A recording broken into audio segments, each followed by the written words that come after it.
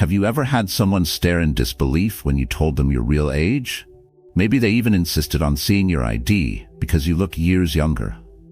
Most people brush it off as genetics, diet, or a great skincare routine. But what if there's something else?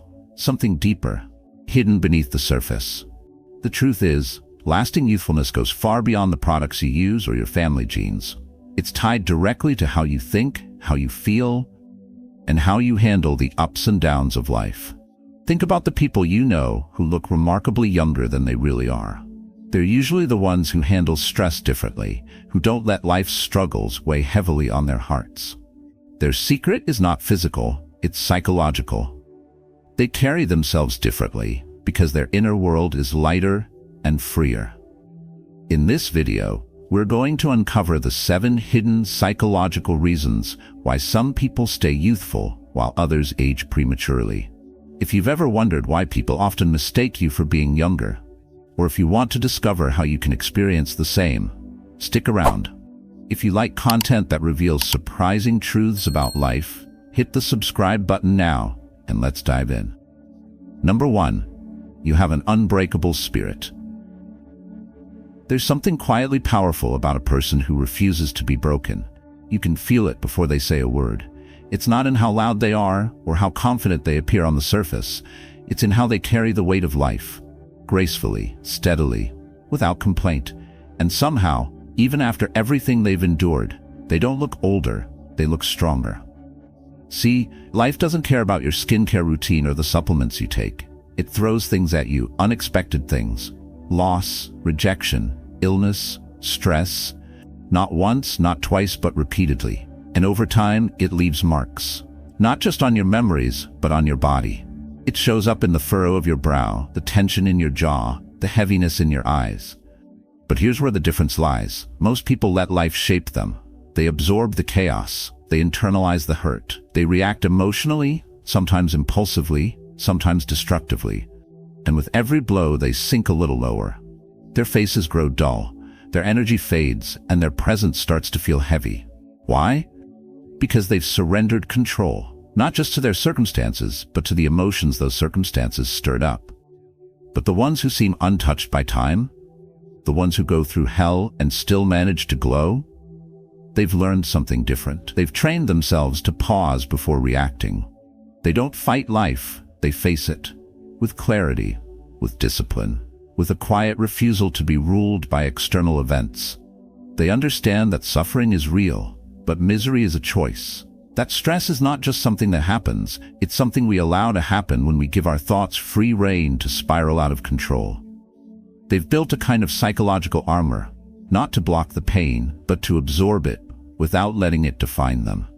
And that kind of inner resilience doesn't just protect your spirit. It protects your appearance too. Why?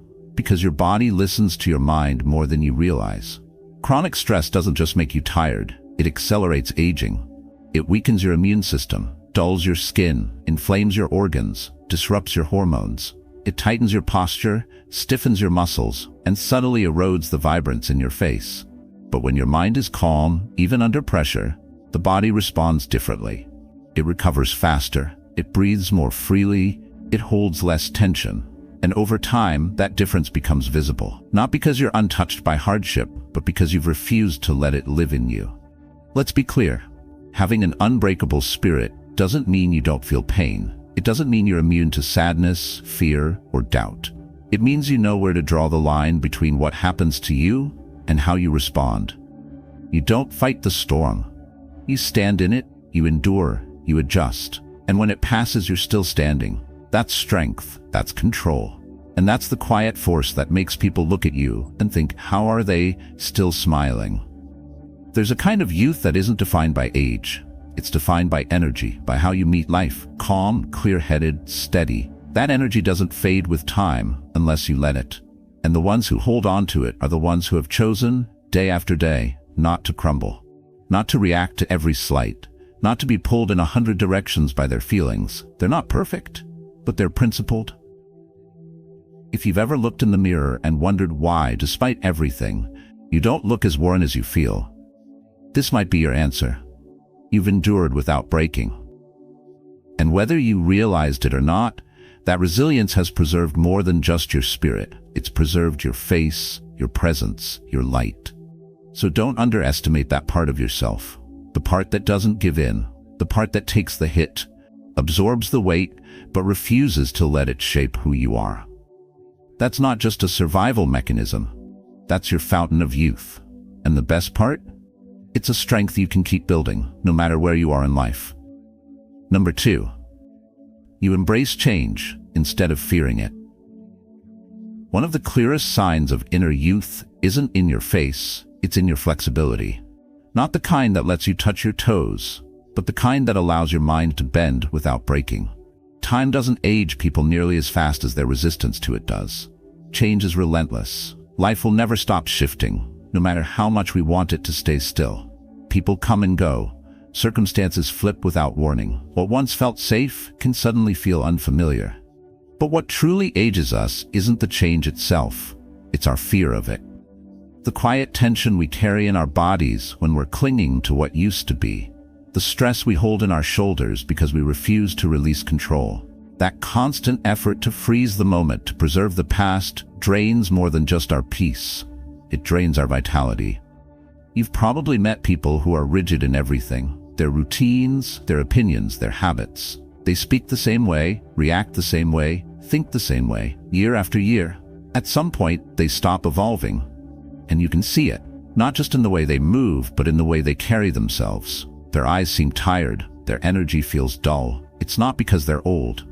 It's because they've stopped responding to life with curiosity, and instead they've chosen safety over growth. The tragedy is this. The more we resist change, the more it controls us. When you fight the current, you exhaust yourself. But when you learn to move with it, not passively, but with presence and awareness, you find a kind of grace that few people ever experience. That grace is what keeps people light, youthful, awake, alive. There's a kind of quiet strength in being someone who doesn't flinch when life shifts unexpectedly, who doesn't spiral when plans fall apart or routines are disrupted. That strength doesn't come from pretending everything is okay. It comes from accepting that okay was never the goal.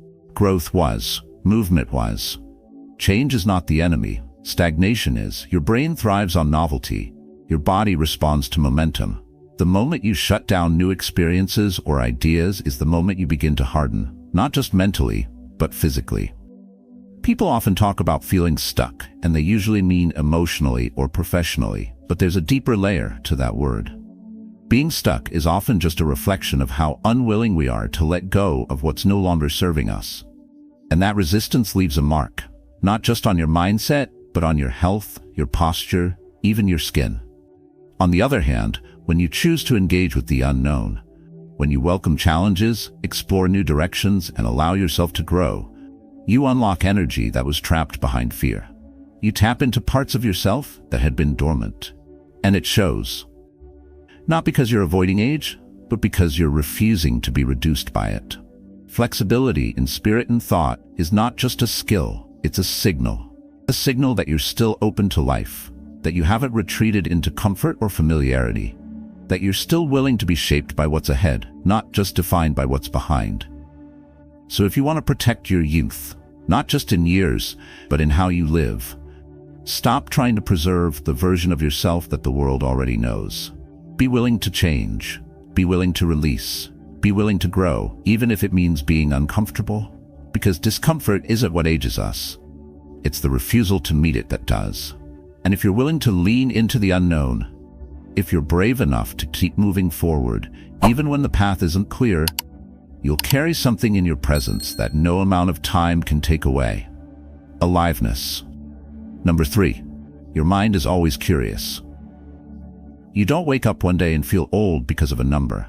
You feel old the moment your mind stops moving, the moment you stop asking questions, stop exploring, stop wondering. That's the real beginning of aging, not in your bones, but in your thoughts. Because a dull mind makes everything else dull. Your energy, your posture, your presence, and over time your life begins to shrink, not in time or space, but in possibility. When curiosity dies, you don't just lose interest in the world, you lose access to a part of yourself that was designed to grow. Your brain, your spirit, your very nature were built for exploration. But too many people confuse routine with stability. They think predictability equals peace. But what they've really built is a quiet prison, made of familiar choices, recycled opinions, and conversations that stopped evolving years ago. This mental stillness isn't neutral, it's corrosive. You might not notice it at first, but slowly your spark begins to dim. Your words feel heavier. Your days blur together. You stop seeing new things in the people around you. Even joy becomes harder to access, because joy thrives in discovery, and discovery needs curiosity like a flame needs oxygen. The truth is, your body listens to your mind more than you think. The more curious your mind, the more awake your nervous system becomes. Your posture becomes lighter, your expression more alive, your energy more dynamic. And this isn't just poetic language, it's biological reality. Mental stimulation triggers activity across the brain that helps preserve memory, sharpness, even emotional balance. But this goes beyond intelligence. Curiosity isn't about being clever, it's about staying open. It's the opposite of pride, the antidote to mental rigidity. The curious don't need to be right. They need to understand. They're not searching for certainty, they're searching for clarity. And that search keeps them mentally flexible, emotionally agile, and spiritually alive. When your mind is still curious, your soul doesn't settle. You look at the same world, but with different eyes. You read familiar sentences and see new meaning. You ask deeper questions, not because you're confused, but because you've realized that life is vast, and the answers change as you grow. But when curiosity fades, apathy creeps in. And apathy doesn't announce itself. It just shows up in the way you stop caring. You stop listening. You stop reaching for anything outside your comfort zone. And slowly, your life starts running on autopilot. Not because you chose it, but because you stopped choosing altogether. You want to stay youthful? Then keep your mind moving. Not in a frantic, overstimulated way, but in a quiet, steady rhythm of discovery. Learn something new. Not because it's useful, but because it awakens you. Reflect. Not because you're broken, but because you're evolving. Question, not to argue, but to understand. You don't need to know everything. You just need to stay interested. Because the moment you lose interest in life, life starts losing interest in you. And maybe that's what people really see when they say someone looks young. They're not commenting on your skin or your style. They're responding to something deeper. The light behind your eyes, the spark in your voice, the presence that tells them you're still paying attention. So ask yourself, have I stopped being curious? Because if the answer is yes, maybe it's not time you're running out of. Maybe it's wonder. Number 4, you express your emotions freely. You don't age because you feel too much. You age because you hold too much inside. There's a silent cost to emotional suppression. Every time you bite your tongue when you want to scream, force a smile when you're breaking inside, or swallow sadness because it's not the right time, your body takes the hit. Slowly, invisibly, but inevitably. We've been taught that strength means silence, that the more you hold it in, the more in control you are. But that kind of strength is brittle. It doesn't bend, it cracks, and it doesn't just crack your peace, it cracks your health, your energy, your very presence.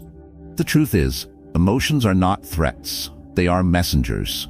They come to tell you something about your needs, your values, your boundaries. When you ignore them, they don't disappear. They fester. And over time, they start to live in your body, in your tension, your fatigue, your shallow breath. What the mind avoids, the body absorbs. The person who looks older than they are often carries years of unprocessed pain. Not because they've suffered more, but because they never gave that pain a way out. They held it, locked it up, wore the mask, pushed through, and that pushing left marks. In the jawline, in the eyes, in the way they move through the room as if they're dragging invisible weight. Contrast that with someone who has learned the art of emotional honesty. They still feel the same range of emotions, sadness, joy, grief, frustration, but they allow themselves to move through them. They don't pretend to be unaffected. They just refuse to carry it longer than necessary. Here's the paradox. Real control doesn't come from repression. It comes from recognition. You name what you feel. You face it. You feel it fully, and then you let it pass. Like a wave. Like a storm that visits but doesn't stay. That's emotional intelligence. And it's also the key to emotional freedom. Because when you suppress emotion, you don't just avoid discomfort, you avoid healing, you avoid release, you avoid clarity. And in doing so, you store away not just feelings, but stress hormones, unspoken words, and unresolved experiences. Your nervous system stays activated, your immune system gets taxed, your face carries tension you don't even remember holding. Letting yourself feel is not weakness, it's wisdom. It takes courage to sit with discomfort instead of numbing it. It takes maturity to express sadness without shame. It takes deep strength to admit you're hurting and still hold your ground. That's not emotional fragility. That's internal alignment. People who appear youthful beyond their years tend to have this alignment. Their outer calm reflects an inner honesty. They don't fight their feelings or deny their humanity. They move through emotions like water moves through rock, persistent, honest, without resistance. And it shows in their skin, in their breath, in the lightness of their presence. So if you've been taught to tough it out, to stay composed, to keep things to yourself, ask yourself, is it keeping you strong or just slowly wearing you down? Your emotions are not your enemy. They are part of your nature. They are signals, not weaknesses. And when expressed honestly, without over-dramatizing, without shame, they cleanse you. They make space. They keep your inner world flowing instead of stagnant. You don't have to tell the world everything you feel, but you do have to tell yourself the truth. Because the moment you stop being honest with your own heart, your body will start telling the story for you. Number 5, you surround yourself with positive energy. You're not just shaped by your thoughts, you're shaped by what surrounds them. Voices, tones, tensions, attitudes. We like to believe our inner world is entirely our own, but the truth is the energy you keep around you seeps in, quietly, constantly, until it starts to feel like it belongs to you. You may think you're just tired, drained, mentally foggy. But what if you're not the problem? What if the weight you're carrying didn't come from within, but from what you allow around you? Human beings are deeply sensitive to emotional environments. We absorb mood the way skin absorbs sunlight, often without noticing it. Spend enough time in a room filled with criticism, sarcasm, or constant negativity, and you start to carry it. Not because you believe in it, but because your nervous system adapts. It tenses, it braces, it waits. And over time, that waiting becomes exhaustion. Not the good kind, like after a workout or long day of effort, but the dull, dragging kind. The fatigue of being emotionally on edge without knowing why. Here's what few people talk about. Negativity isn't always loud. Sometimes it's subtle. A sigh, a look, a conversation that leaves you doubting yourself more than you did before. It doesn't slap you in the face. It chips away at your energy, your optimism, your peace, and eventually your appearance. Because when your mind lives in defense mode, your body follows. Stress hormones rise, muscles stay contracted, breath becomes shallow, and the signs show up in unexpected places, in your skin, your eyes, the way you walk into a room. You age, not because of time, but because of tension. That's why surrounding yourself with positive energy isn't a luxury. It's survival. But this isn't about toxic positivity, pretending everything's great, or cutting people off the moment they express discomfort. It's about clarity, about discernment, about asking, who do I let into my emotional space, and what do they leave behind when they go?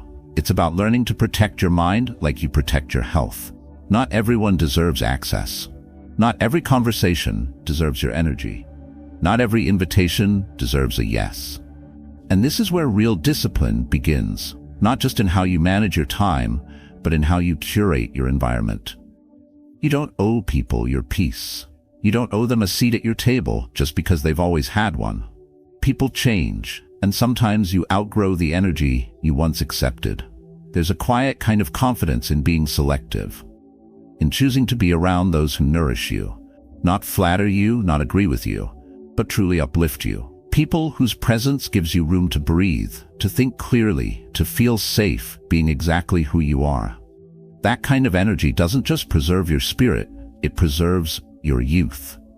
So if you've been feeling depleted without a clear reason, look around. Not at your schedule, not at your diet, but at your surroundings. Are you spending your life recovering from conversations? Are you constantly shrinking to make others feel comfortable? Do you leave rooms feeling heavier than when you entered? Your answers may reveal more than you think. Protecting your energy isn't selfish.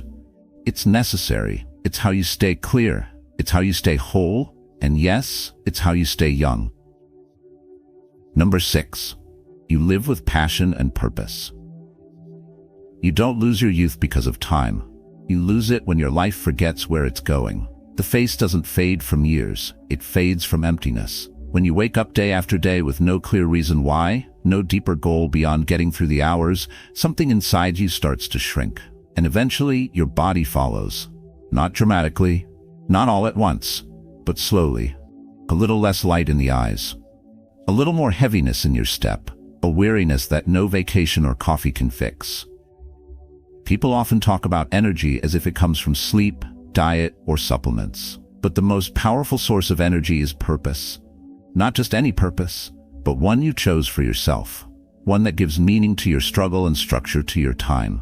One that pulls you forward, even on the days when everything else feels heavy. Without purpose, you become reactive. You wait for life to entertain you, distract you, carry you. You start filling time instead of using it. You check boxes, meet deadlines, go through the motions, but your spirit is elsewhere, or worse, it's idle. And when the spirit idles, the body begins to deteriorate. That's because the human system was built to aim. Your mind needs a direction. Your will needs an outlet. Your heart needs a reason to stretch itself towards something that matters. Otherwise, life becomes a loop, predictable, colorless, and over time, unbearable. Purpose doesn't have to be loud. It doesn't have to be revolutionary. It just has to be yours. It has to be clear enough that you know why you're waking up tomorrow, and steady enough that when life falls apart, as it always does, you still have a reason to keep moving. Passion, in its most mature form, isn't a burst of emotion.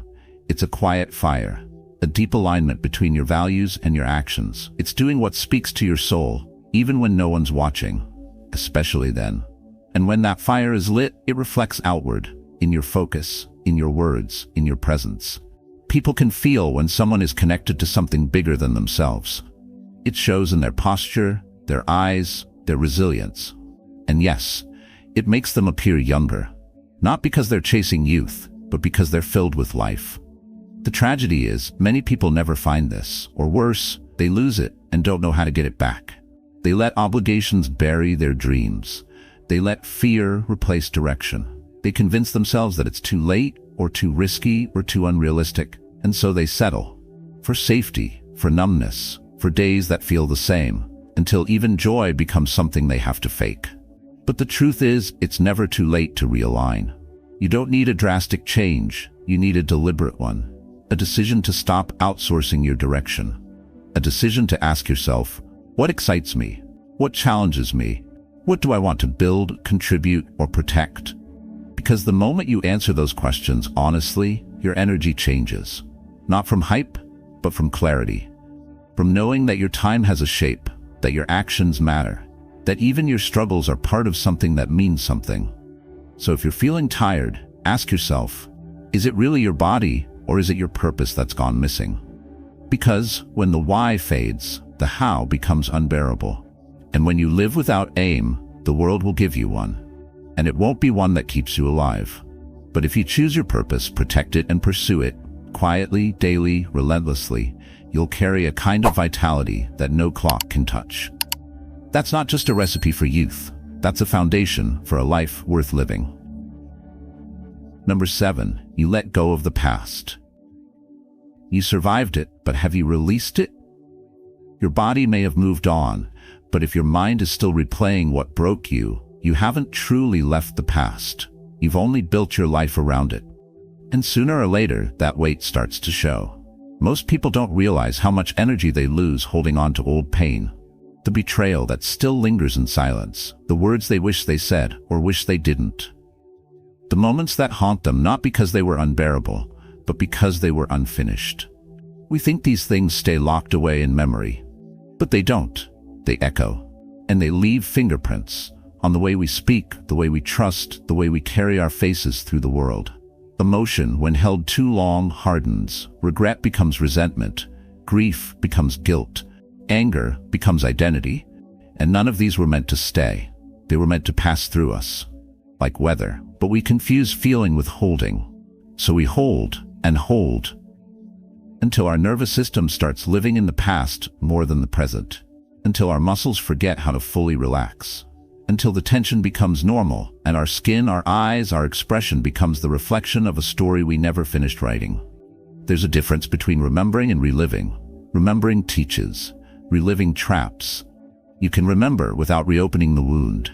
But many people stay in cycles of silent repetition, not because they enjoy the pain, but because pain gives shape to something they can't explain. It gives a sense of control, of meaning. If I keep thinking about it, maybe I'll finally make sense of it. But the truth is, the mind can't heal what the heart refuses to let go of. Here's what makes the past so heavy. It's unchangeable. And yet we treat it like it still owes us something. Closure, justice, apology.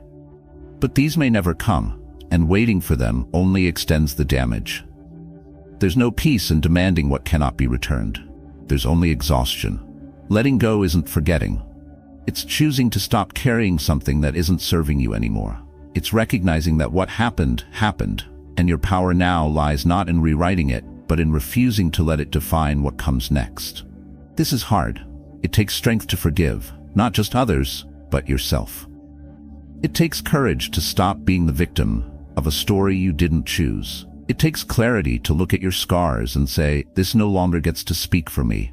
But when you do that, when you finally allow the past to be the past, your body follows. It exhales, it softens, the weight lifts, not because the pain is gone, but because it's no longer the center of who you are.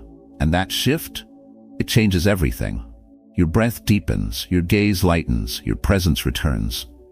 People will say, you look different, but what they're really seeing is your freedom. So ask yourself gently, what am I still carrying? What pain have I worn for so long it feels like a part of me? And more importantly, am I willing to set it down? Because you can't change the past, but you can stop it from aging you. Looking younger isn't just about how you look, it's about how you live. Today, you've discovered 7 hidden traits that shape not just your appearance, but your energy, your spirit, and the way others feel around you. If people often mistake your age, now you know why. And if they don't yet, this is your invitation to start shifting from the inside out. Because real youth isn't frozen in time. It's fueled by clarity, strength, and the choice to live with intention. If this video resonated with you, don't forget to subscribe and keep watching. We've got more content on screen right now that will take your self-mastery even deeper. Your age is just a number, but your mindset, that's timeless.